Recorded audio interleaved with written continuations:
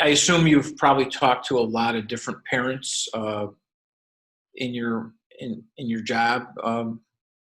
Is that a correct assumption? Yeah, and I'm the co-chair of a parent organization.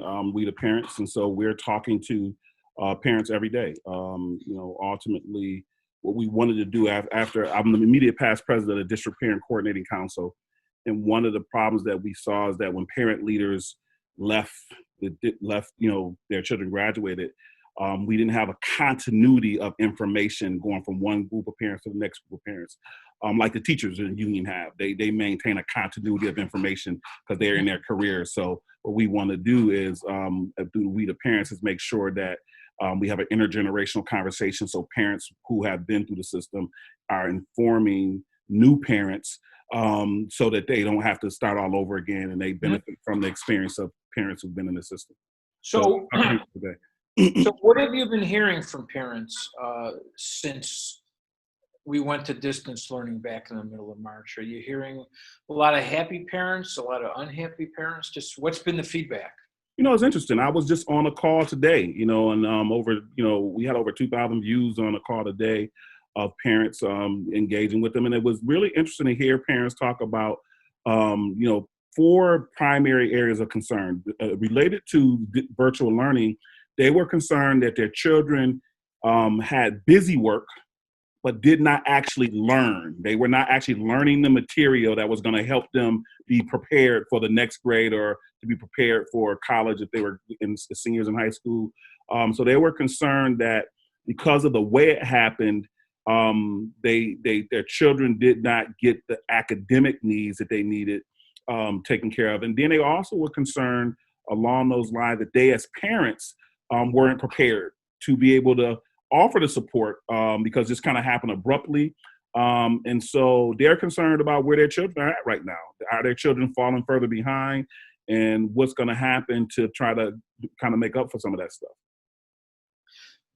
So what challenges from the district's perspective? Obviously, this happened, very quickly, the pandemic that is, and the district has never really had to go through this drill before.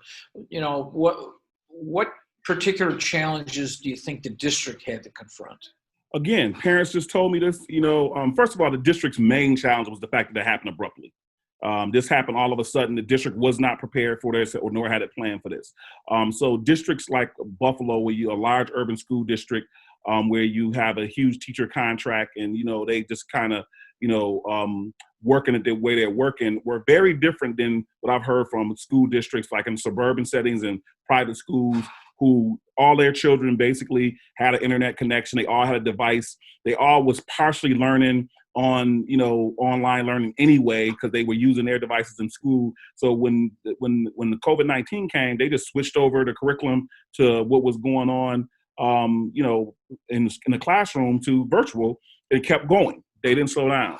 That didn't happen in Buffalo. Buffalo, they had to go through a process, first of all, to get students information. So in the beginning, over 7,000 students didn't have a packet. They had to deliver 7,000 packets to parents' households. A packet of what?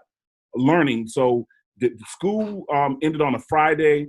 Parents were supposed to come back Monday. Students were supposed to come back Monday, and they were going to give them the packet of what they were going to need to learn, for the rest of the year, essentially.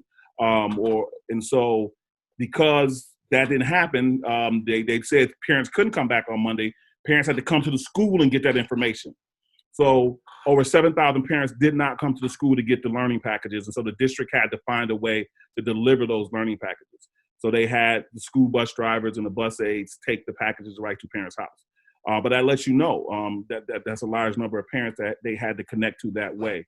And then there were parents who just simply did not have an internet connection. And it took over a month to work out a deal with Spectrum to be able to provide all the children with an internet connection. And even then, there was some struggles with that because you had to go and get a paper signed for a waiver, because anybody who had a previous cable bill that was not paid, Spectrum did not want to provide them internet service. And ultimately, Spectrum required everybody who they gave internet service to be, basically become a new account holder and Buffalo would pay for their bill for the first 2 months, but then after that they would continue with it, but then they automatically had to take over the payment of their bill. So that took about. The school board had to pick up the cable bill? Well, I don't know how, you know what? That's a good question. I don't know if they actually paid the cable bill. I know that they were eligible. Ultimately, they were responsible for the cable bill. I know those parents were eligible for something, some type of grant, and don't hold me to this. I don't know the details of it. So some kind of way, I believe that money came from the federal government for some type of grant where those parents were eligible for that service, but the Board of Education had to facilitate that process.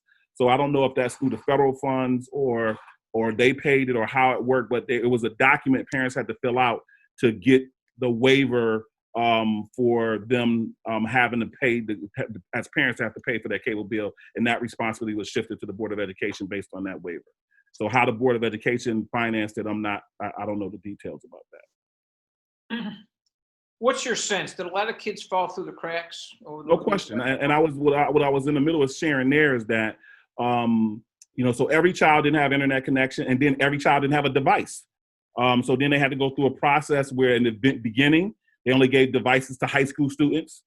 So that means if you didn't have a device already at home and you didn't have a packet, that was it. Learning stopped for you. And then if you had a device at home and you had 2 or 3 brothers and sisters, in the same household, and you only had one device and they had to be online at the same time, you couldn't be able to do that. So basically there was a whole nother month or so where they were just trying to get children devices. So in the beginning, they only gave it to high school students. Then they only gave it to, 7 through 9 students. Then they, finally went down, they gave it to 3rd graders, but that was like 6-8 weeks later by the time they got it down to the 3rd graders. So it took a while. It took almost 2 months for Buffalo Public Schools to kind of get up to speed to, getting the vast majority of kids internet connection and a device. And we still haven't really seen the data on how many kids were online, how many kids got a device. We saw, the information that went to the governor saying that they gave out 20,000 devices, but we don't know what that means, how many kids were left without devices, how many of those devices were in the same household, those type of things. If you use that as the baseline, there are 32,000 kids in Buffalo Public Schools, and so if 20,000 devices was given out, that's 12,000 that, kids who didn't get a device from the district. Obviously some parents already had a device, and so you don't know what that number is. So is your sense, if we were taking attendance, what's your sense in terms of how that attendance rate would have looked? I mean, Buffalo schools have an attendance problem to begin with. Right. You think that attendance problem got worse, that there were fewer kids participating during the pandemic? Yeah, I think the attendance is the least of the issues. I think the learning is what suffered the most. But yeah, I believe I would not be surprised if a number as high as 20% of the school, they lost track of 20% of the school district. I wouldn't be surprised at that number. Lost track completely. Yeah, literally that they didn't log in, they didn't get a packet. That wouldn't surprise me. That number probably is closer to 10%. Just based on looking at some of the information that's been made available. And again, that's just kind of, piecing it together based on what was submitted to the governor's office. But if they told me accurately, based on attendance that was taken by teachers, that number was 20%, that wouldn't surprise me. So you're concerned about a number of kids didn't have access. You're concerned about too much of the instruction was, in your words, busy work as opposed to actual education. And the biggest thing I'm concerned with is the inconsistency of it. Like if you would have listened to today's call and you listen to different parents talk about different experiences, some parents where their children was on Zoom every day. Some parents, their children was on Zoom 3 times a week. Some said they was on there once a week, if at all. Some kids logged on, some kids didn't. Some teachers were doing really great where they was actually teaching kids. Some teachers just put up a video. Some people just put up a worksheet. So it was just inconsistent. And then parents were concerned that the work wasn't checked. In other words, that the grading policy of the district was that your grade could go up as a result of you doing the work, but your grade couldn't go down. So if you was doing the work and you didn't understand what you were doing, they didn't penalize you for that. and allow your grade to go down, which means for all practical purposes, even if they did grade it, you know what I'm saying, the grading didn't mean anything unless it showed you made progress. So they didn't keep track of none of the regression that might have took place because they wouldn't allow your grade to go down. So what it's going to look like on paper is that all these kids did better because we only tracked the kids who did better. We didn't track the kids who did worse. We tracked the kids who stayed the same and did better. Anybody who did worse, the grading policy protected them and they stayed the same. All right, so we're talking about grades. What grade would you give the Buffalo School District for the way it's educated kids since the pandemic began?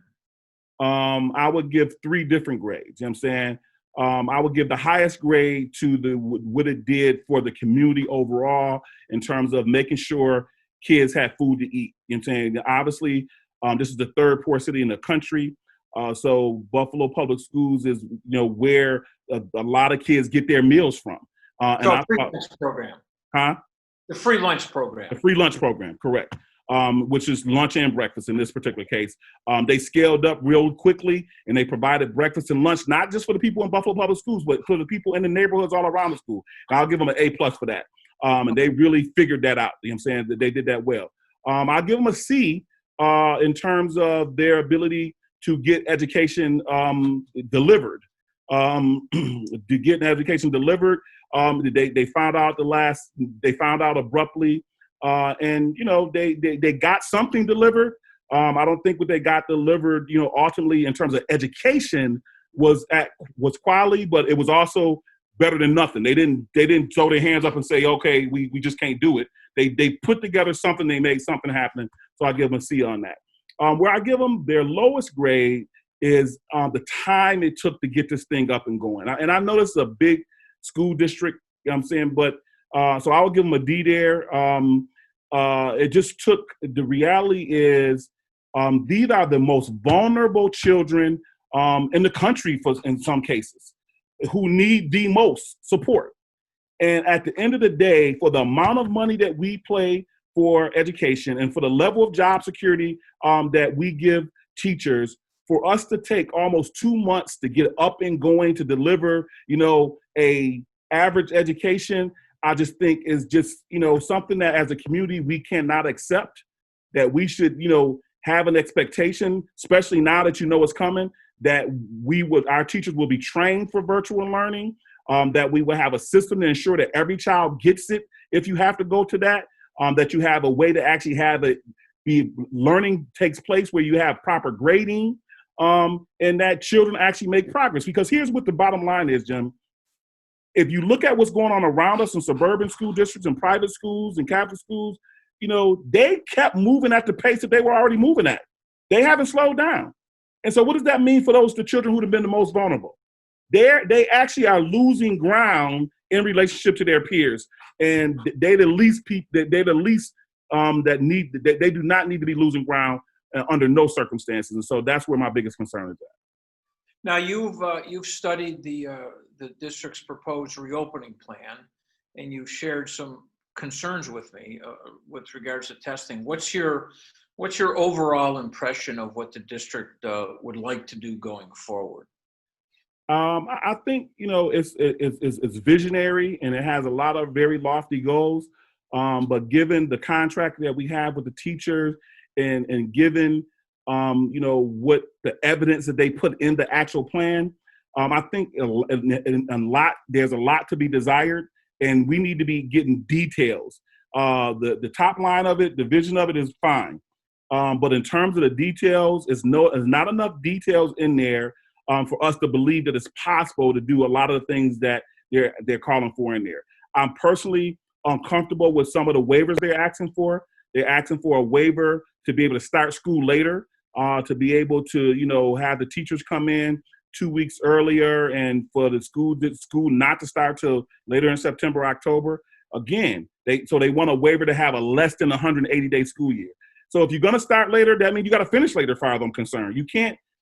These children can't afford for you to having less than 180 days of instruction when other school districts around them are going to get the full 180 days. I don't think we should even be asking for that waiver. And I know it's having to do with contractual stuff, but I think you got to work that stuff out. The teachers got to commit to making sure our kids have what they need.